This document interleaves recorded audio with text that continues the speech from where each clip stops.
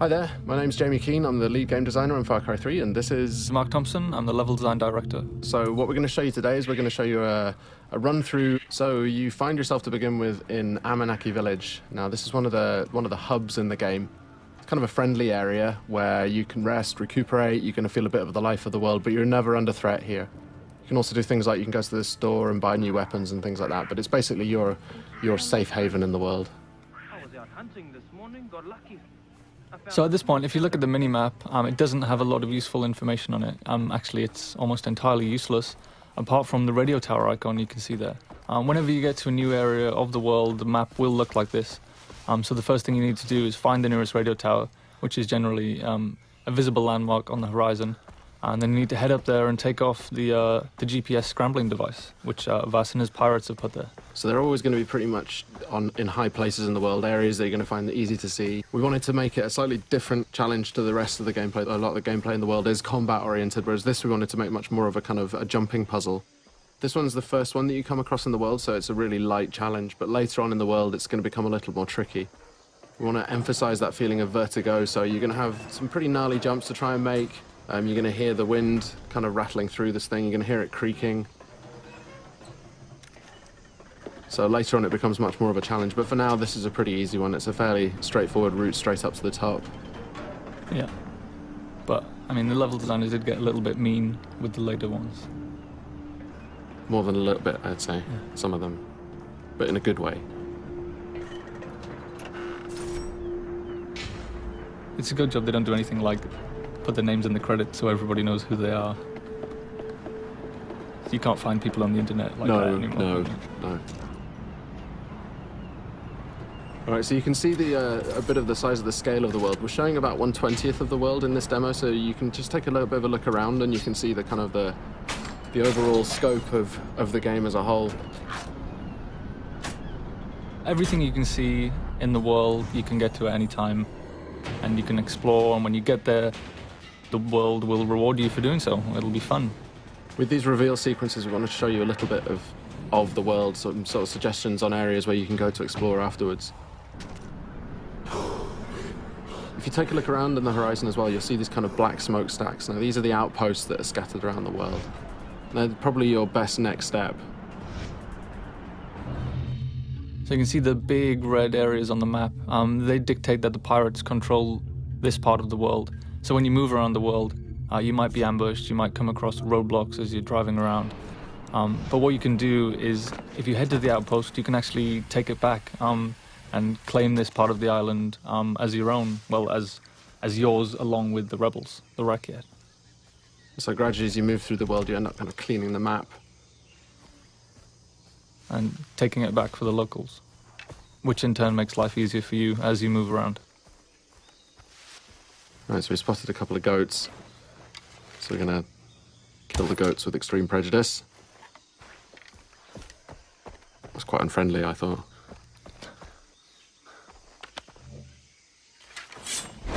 That was more unfriendly, though. Yes, certainly. Yeah.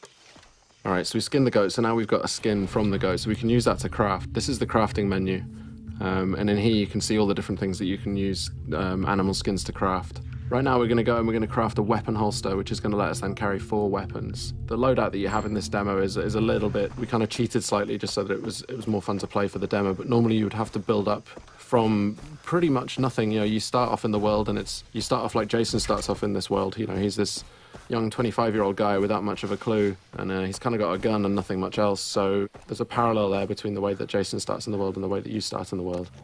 Again, the locals need the help of a plucky young hero. Jason hears the call of duty and sees an opportunity for a Medal of Honor, so he heads out into the battlefield to try and resolve the crisis in uncharted territory. And it's kind of the borderland between a series. All right, so we're here at the outpost now. Now we've got the camera out, which is going to give us a kind of a bit of a chance to look around and spot some enemies, tag them so we can work out a better route, a better path. This is one of the things that wasn't part of Far Cry 2 really, but it was a cool feature in Far Cry 1 that we liked, so we brought it back. And these outposts as well, they're going to really change the feel of the world. If you take them out, then you control the area, and then the Rakyat are going to move in. It's no longer going to be enemy controlled, it's going to be friendly controlled, so it's much easier for you to move around in the world. But you've got to take it out first. And one of the things you want to avoid is getting these guys to set the alarm off. So you can approach it just all guns blazing, or you can charge in and well, not charge in fact, but take it a bit easier and try and do more of a stealth route. Spot the guys first, try not to get spotted. If they do spot you, they're going to run for an alarm, so you want to stop them setting that alarm off.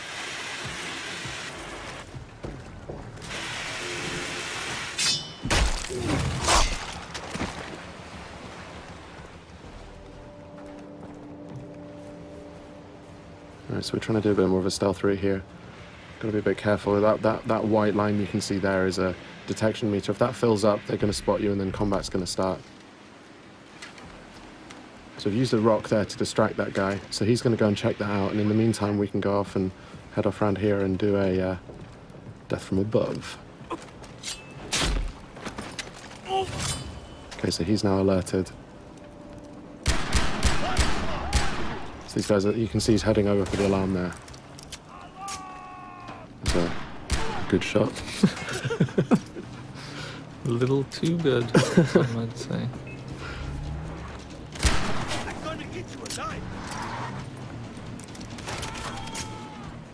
Alright, so it's all kicked off now because they can hear you. So this is the thing. I mean, once you do go weapons loud, the world reacts to it, and the world's going to come and find out and see what you're up to.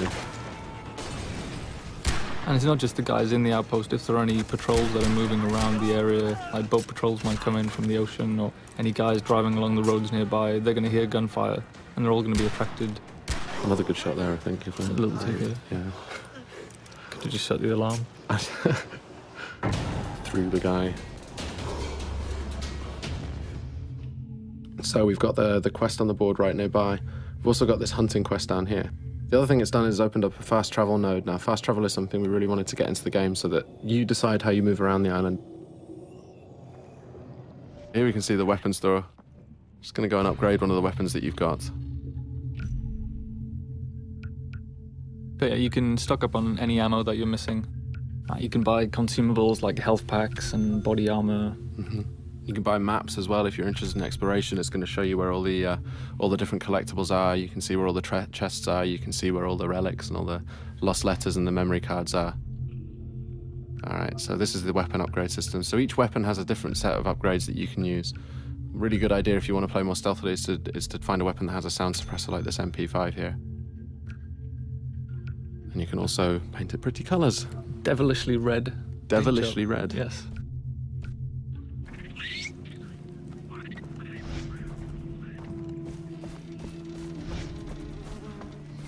Alright, moving up to take this quest, which is just on the board over here.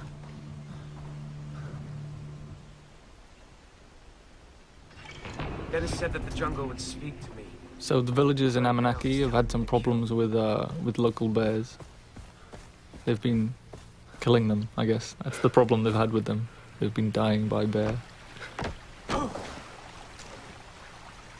the thing with these as well is we want to add a sort of a gameplay challenge as well. So it's not just going to be a question of getting in there and shooting them, however, but we want to add a little bit of a challenge in terms of the weapon that you can use. So this one you've got to use a shotgun to take these bears out. You've also got to find out where the bears are.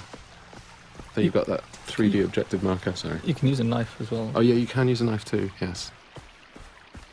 But, yeah. Knife versus bear. It's a bad life choice. Always a good choice, always a good decision. Alright, so we're coming up on the quest location now, so we've got to go and pick up a shotgun. And you can see on the minimap we've just dipped into a new undiscovered part of the world. So if we didn't want to go kill these bears, we could head off to that radio tower and unlock a new section of the map and unlock some new side quests and things to do. But right now we're going to go and shoot bears. In the face? No, well I decided not to go within the face because... That would be too efficient. It would be. But there we can see it. Alright, now, bears can take a lot of punishment and they pack a real punch, as you can see there. When you get hit by them, you really know about it. I've seen it go a lot worse than that. Definitely. Well, that's the thing, because you feel all confident because, you know, they're not closing very quickly and then suddenly knock you over. Yeah. All right, so we're into the cave now. And this is it's a whole new dimension, I guess, that we added to Far Cry, is lots of interior spaces.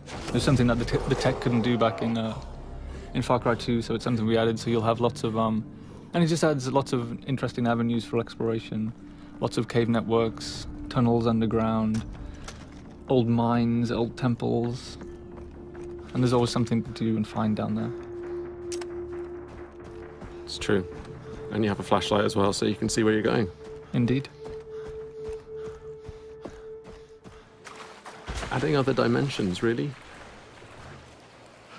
Got to interplanar experiences. Just, yeah, I mean, physically and metaphysically. So we added Hell and Rylier. And Yeah. In the last area, we headed to the radio tower first so we could figure out the lay of the land and decide what to do next. But in this instance, we just sold the smokestack and headed straight for it. And there's no order that you need to do anything. No, I mean, you don't have to do any of these things if you don't want to. It's just going to make it more difficult to... Oh, I think I heard a tiger. Ah, yes. That's kind of forced the hand on the stealth issue there a little bit, I think. Yes, a little too close to the outpost there. Explosive arrow. But they don't know quite where you are yet. They just heard the gunfire and they come and investigate. Oh, and this is the best explosive arrow ever. Great. I know I'll start a fire. So you can see there we used a few different types of arrowhead. They're actually craftable items. So you're not just stuck with the bow is a super cool stealth weapon for long-range kills, but you can also go craft fire tips and explosive tips, so you can be more versatile at long range. But it still stays stealthy, even if you've got those kind of like more full-on arrowheads on them. Stealthy explosions. Yes. Stealth explosions. I think we should do that in the real one as well, actually. Stealth explosion.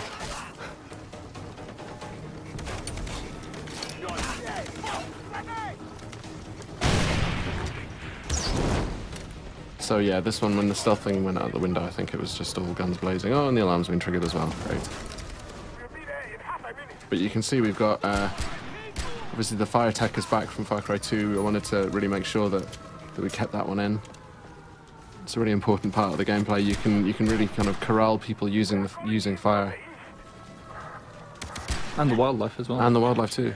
Now you may have heard just on the VO there, they're letting you know which direction that they're coming in from, so you can kind of prepare. If you've got a little bit of time, you can see that countdown ticker, and you can kind of prepare for when these guys come in. That was a warm welcome. Yes. And there he goes, flying through the air. No fun was had there at all. No. No, I didn't enjoy that at all. I enjoyed the bit where you missed everyone with the arrow at the start. Really? Still? Seriously? Man.